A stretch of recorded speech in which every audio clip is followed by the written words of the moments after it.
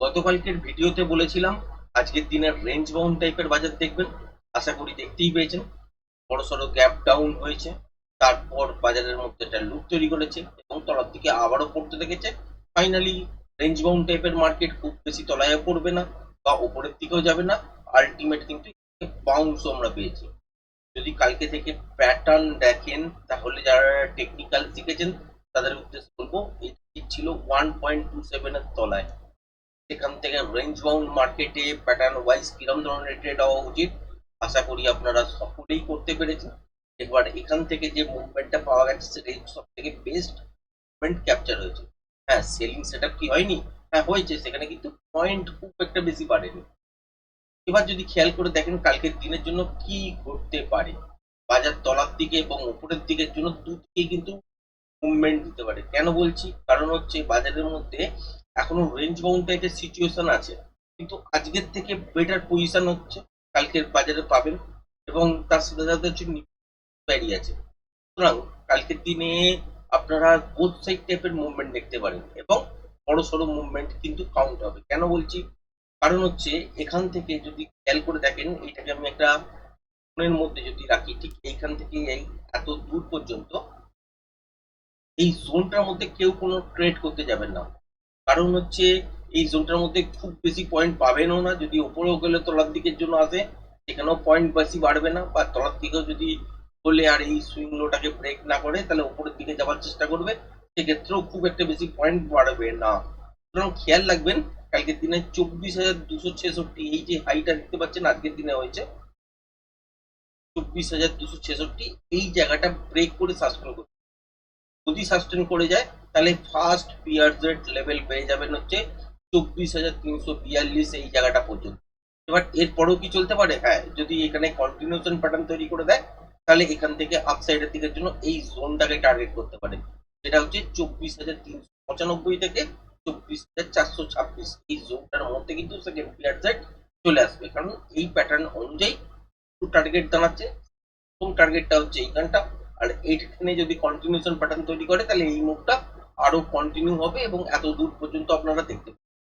যদি এই ফার্স্ট পিয়ারজেড এর কাছাকাছি দেখা যায় যে এখানে রিভার্সাল টাইপের কোনো রকম প্যাটার্ন তৈরি হচ্ছে, তাহলে এই মুভটা এখান থেকে তলার দিকের জন্য শিফট করবে এবং সেক্ষেত্রে ইন্ট্রাডে প্রাইস অ্যাকশন দেখার পরেই কিন্তু বুঝতে পারবেন এখান থেকে তলার দিকে কত দূর পর্যন্ত আসতে পারে। সুতরাং কন্টিনিউশন প্যাটার্ন যদি তৈরি হয় তাহলে এই লেভেলটার উপরে কিন্তু নেক্সট লেভেল এত দূর পাবেন সেটা কিন্তু বোঝা যাচ্ছে, এবং বাজার কিন্তু এটা পুরোটা কভার করে দেবে।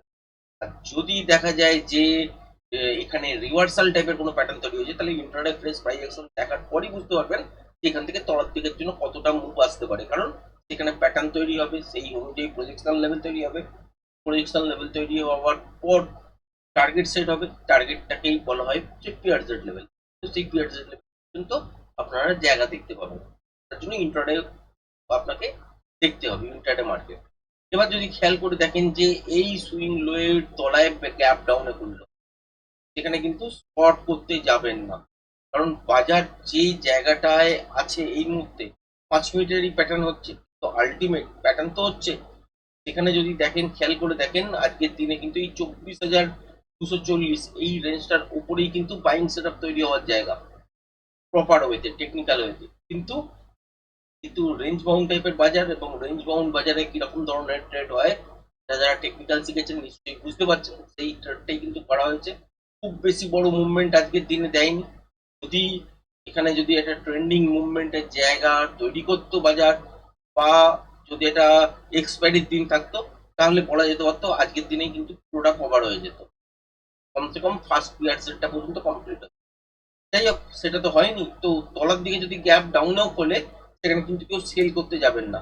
সেখানে যদি দেখা যায় যে হাফ অ্যান আওয়ারে সুইং হাই করার চেষ্টা করেছে, বারবার ফেলিওর হয়েছে, সেক্ষেত্রে সেখানে যদি প্যাটার্ন তৈরি হয় তবেই এখান থেকে শর্টের পজিশন তৈরি হবে। আদারওয়াইজ এখানে যদি গ্যাপ ডাউনের সঙ্গে বাজার খোলেও সেখান থেকেও কিন্তু আপসাইডের দিকের জন্য মুভমেন্ট। এবার আসি হচ্ছে ব্যাংক নিফটির কথায়, কারণ আর বিশেষ কিছু নিফটি সম্বন্ধে বলার নেই। এখান থেকে কোনো বড় দুর্ঘটনা বা কোনো খবর, নেগেটিভ নিউজ যদি না আসে, বড় সড়ো গ্যাপ ডাউন হয়ে বাজার তলার দিকের জন্য মুভ করবে, এরকম সিচুয়েশন কিন্তু হবার নয়। মোটামুটি এখান থেকে আপসাইডের দিকের জন্যই মুভটা করা উচিত। সেটা হচ্ছে ফার্স্ট পিয়ার সেট 24,340-42 এই জায়গাটা পর্যন্ত। ওই সব জায়গায় যদি গিয়ে কন্টিনিউশন প্যাটার্ন হয় তাহলে 24,390 থেকে 420 এইসব জায়গার কাছাকাছি পর্যন্ত উপরের দিকে চলে যাবে। যদি রিভার্সাল প্যাটার্ন 24,042-40-এর কাছাকাছি হয় তাহলে ওখান থেকে তলার দিকের জন্য শিফট করবে। এটা হচ্ছে ক্লিয়ার।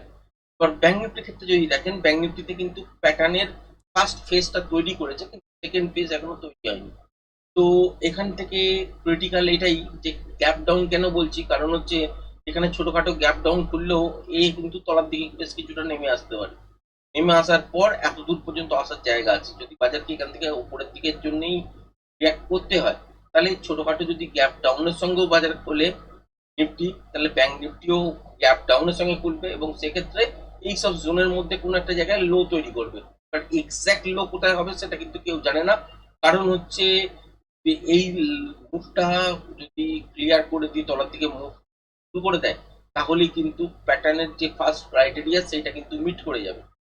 এবার খেয়াল রাখবেন যে এখান থেকে তলার দিকে আসার জায়গা কতটা, এতটা পর্যন্ত, যেটা হচ্ছে 57,626 পর্যন্ত ফেরত আসতে পারে, বা তার মধ্যিখানেও। বলছি না যে 57,626 পর্যন্তই আসবে, সেটা বলছি না। হতেই পারে যে 57,800 পর্যন্ত এলো, তারপর এখান থেকে মুভমেন্ট। সেক্ষেত্রে খেয়াল রাখবেন হচ্ছে এই লেভেলটা, এটা হচ্ছে এই পয়েন্টটা 58,111। এই লেভেলটা ব্রেক করে কন্টিনিউ সাস্টেন করতে পারলেই এখান থেকে কিন্তু আপসাইডের দিকের জন্য আপনারা এই জায়গাটা দেখবেন, যেটা হচ্ছে 58,480। এই জায়গাটা পর্যন্ত কন্টিনিউ একটা সুন্দর মোমেন্টাম আপনারা কিন্তু দেখতে পাবেন কালকের দিনে। এবার যদি এটা ফার্স্ট হাফের মধ্যে ঘটনাটা ঘটে যায়, সাপোজ ধরুন এরকম সিচুয়েশন হলো যে বাজার খুললো হয়তো ছোটখাটো একটা গ্যাপ ডাউনে, এরকম করে খোলার পর তলার দিকে কিছুটা মুভ করার পর আপসাইডের দিকের জন্য বাজার যেতে শুরু করলো, এই রেঞ্জটাকে ক্লিয়ার ব্রেক করলো আপসাইডের দিকের জন্য করলো। এরপরে কি উপরের দিকের জন্য যেতে পারে? হ্যাঁ, যদি এখানে কন্টিনিউশন প্যাটার্ন তৈরি করে এবং ফার্স্ট হাফের মধ্যেই যদি এই মুভমেন্টটা কমপ্লিট হয়ে যায়, তাহলে যদি এখানে কন্টিনিউশন প্যাটার্ন সেকেন্ড হাফের জন্য তৈরি হয় তাহলে নেক্সট ট্রেডটা কিন্তু আপসাইডের দিকে যেতে হবে।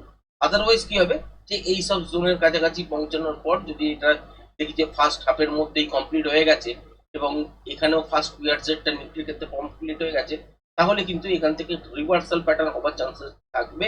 সেক্ষেত্রে ইন্ট্রাডে ফ্রেশ প্রাইস অ্যাকশন দেখার পরই কিন্তু ডিসিশন নিতে পারবেন, কারণ এখানে প্যাটার্ন তৈরি হবে, তার একটা মাপ তৈরি হয়। সেই মাপগুলোকে মিলিয়ে দেখতে হয় যে অ্যাকচুয়াল প্রজেকশন লেভেল কোথায় দাঁড়াচ্ছে, সেই অনুযায়ী পিয়ার সেট লেভেল সেট হয়। এটা হচ্ছে মেন জিনিস। সুতরাং এখান থেকে আপনি বলতে পারবেন না বসে যে এখান থেকে তলার দিকের জন্য মুভটা ঘুরে যাবে নাকি এই মুভটা আরো উপরের দিকের জন্য যাবে, সেটা ইন্ট্রাডে ফ্রেশ প্রাইস অ্যাকশনের জন্যই কিন্তু ছেড়ে দিতে হয়। কিন্তু ফার্স্ট এই পোস্ট মার্কেটে বসে যেটা বোঝা যাচ্ছে সেটা হচ্ছে কি যে কালকের দিনে কমসে কম প্রথম হাফটা গ্যাপ ডাউনে যদি খোলেও আপসাইডের দিকে মুভমেন্ট করার চান্সেস বেশি, কারণ এখানে প্যাটার্ন অনুযায়ী অ্যাক্টিভেট হয়ে গেছে নিফটির ক্ষেত্রে এবং সেক্ষেত্রে হচ্ছে আপসাইডের দিকের জন্য এটা হচ্ছে ফার্স্ট টার্গেট। সেকেন্ড টার্গেটের জায়গা তো আপনাদের দেখালাম এই জায়গাটা। তো এবার হচ্ছে ব্যাংক নিফটির ক্ষেত্রে যদি খেয়াল করে দেখেন এখনো প্যাটার্নের সেকেন্ড ফেজটা কিন্তু তৈরি করেনি। সেই জন্যই বলছি যে গ্যাপ ডাউনে ছোটখাটো খুলতেই পারে, খোলার পরও কিন্তু আপসাইডের দিকের জন্য মুভমেন্ট করতে পারে।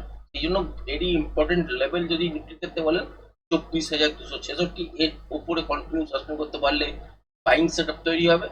ব্যাংক নিফটির ক্ষেত্রে হচ্ছে 58,111, এই লেভেলটার উপর যদি কন্টিনিউ সাস্টেন করতে পারে তাহলে বাইং সেট আপ তৈরি হবে। এরপর এই লেভেলগুলো যেটা হচ্ছে টার্গেট সেটা হচ্ছে নিফটির ক্ষেত্রে 24,340-42, আর ব্যাংক নিফটির ক্ষেত্রে হচ্ছে 58,480। এই জায়গাটা হচ্ছে টার্গেট। এটা যদি ফার্স্ট হাফের মধ্যে মিট করে নেয় সেখানে গিয়ে দেখতে হবে ইন্ট্রাডে ফ্রেশ প্রাইস অ্যাকশন অনুযায়ী প্যাটার্ন কি তৈরি হচ্ছে। যদি এখানে কন্টিনিউশন প্যাটার্নটাই থাকে বা তৈরি হয় তাহলে এই মুভগুলো আরো উপরের দিকের জন্য যাবে। যদি এখানে রিভার্সাল টাইপের প্যাটার্ন তৈরি হয় তাহলে এখান থেকে মুভটা তলার দিকের জন্য শিফট করবে। সেই জন্য ইন্ট্রাডে বেসিসে কি ধরনের প্যাটার্ন তৈরি হচ্ছে, তার মাপ কি তৈরি হচ্ছে, সেটা দেখার পরই কিন্তু ডিসিশন নিতে পারবে, তার আগে কিন্তু সেকেন্ড ট্রেডটার জন্য ডিসিশন নিতে পারবেন না। তো আজকের ভিডিওটা এই পর্যন্তই রাখলাম, ধন্যবাদ।